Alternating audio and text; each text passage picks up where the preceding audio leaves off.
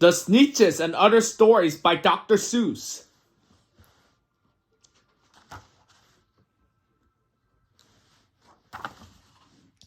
Now the star-bellied Sneetches had bellies with stars.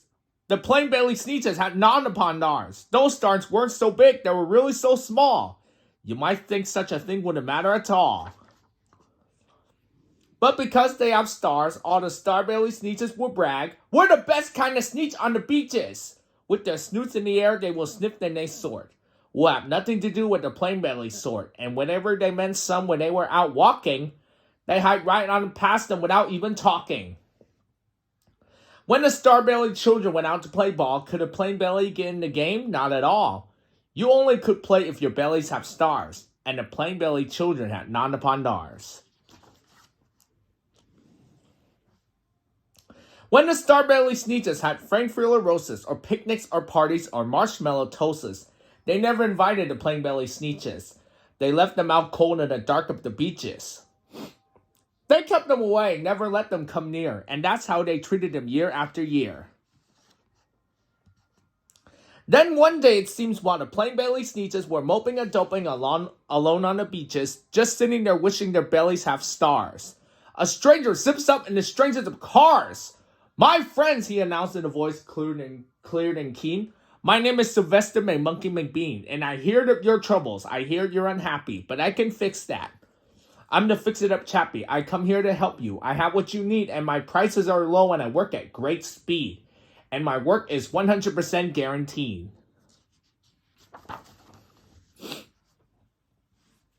Then quickly, Sylvester McMonkey McBean put together a very practical machine. And he said, "You want stars like a star-bellied Sneetch? My friends, you could have them for $3 each. Just pay me your money and hop right aboard."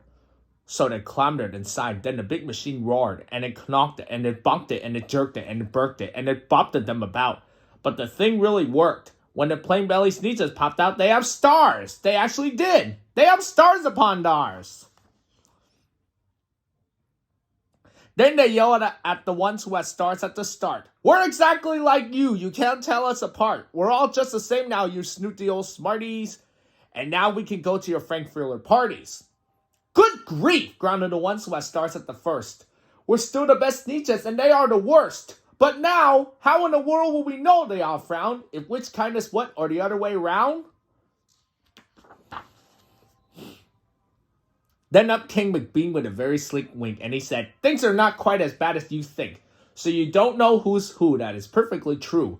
But come with me, friends. Do you know what I'll do? I'll make you again the best Sneetches on beaches. And all it would cost you is $10 eaches."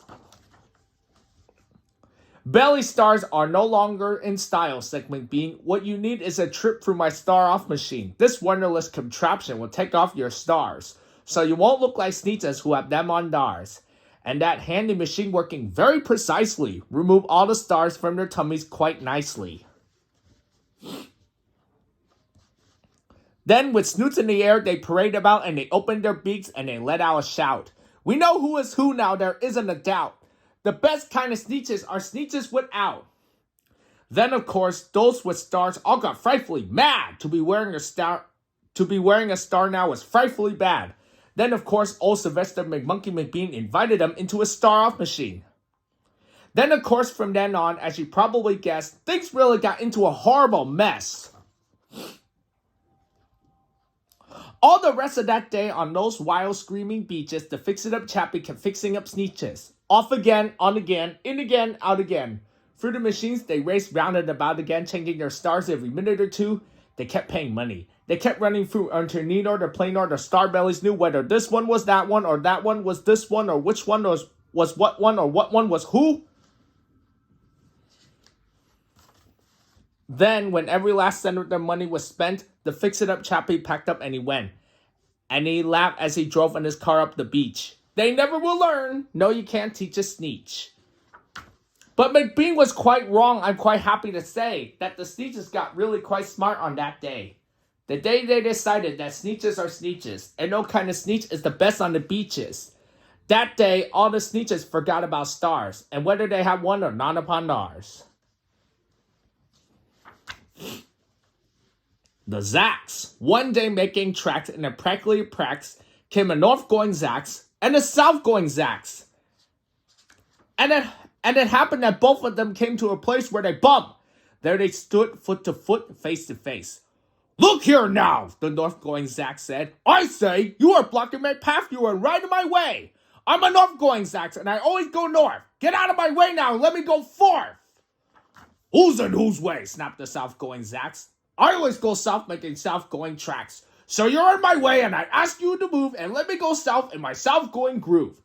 Then the north-going Zax puffed it up his chest up with pride. "I never," he said. "Take a step to one side, and I'll prove to you that I won't change my ways if I have to keep standing here 59 days. "And I'll prove to you," yelled the south-going Zax, "that I can stand here in a practically for 59 years. For I live by a rule as a... For I live by a rule as... that I learned as a boy back in south-going school. Never bunch, that's my rule. Never bunch in the least. Not an inch to the west, not an inch to the east. I'll stay here not bunching. I can and I will if it makes you and me and the whole world stand still." Well, of course, the world didn't stand still. The world grew. In a couple of years, the new highway came through, and they built it right over those two stubborn Zax, and left them there standing on bunch in their trackses. Too many Daveses. Did I ever tell you that Mrs. McCabe had 23 sons and she named them all Dave? Well, she did, and that wasn't a smart thing to do. You see, when she wants one and calls out, "Yoo-hoo, come into the house, Dave," she doesn't get one. All 23 Daveses of hers has come on a run. This makes things quite difficult as the McCabeses, as you can imagine with so many Daveses, and often she wishes that when they were born, she had named one of them Belka Van Horn, and one of them Hoofus, and one of them Sim, and one of them Hotshot, and one Sonny Jim, and one of them Shack Rat, and one of them Blinky, and one of them Stuffy, and one of them Stinky, another one Poo Poo, another one Moonface, another one Marvin O'Craver Balloonface, and one of them Ziggy, and one Soggy Muff, one Buffalo Bill, and one Biffalo Buff, and one of them Snippy, and one Weepy Wee, and one Paris Garters, and one Harris Tweed, and one of them Sir Michael Carmichael Zot, and one of them Oliver Bolivar Butt, and one of them Zanzibar Butt my fate. But she didn't do it, and now it's too late. What was I scared of? Well, I was walking in the night, and I saw nothing scary, for I have never been afraid of anything. Not very. Oops. Then I was deep in the woods, when suddenly I spied them. I saw a pair of pale green pantses with nobody inside them. I wasn't scared, but yet I stopped. What could those pantses be there for? What could a pair of pantses that night be standing in the air for? And then they moved, those empty pantses. They kind of started jumping, and then my heart, I must admit, it kind of started thumping. So I got out fast as I could go, sir. I wasn't scared, but pantses like that, I did not care for, no sir. After that, a week went by. Then one dark night in Greenwich, I had to do an errand there and fetch some Greenwich spinach. While I had fetched the spinach, I was starting back through town.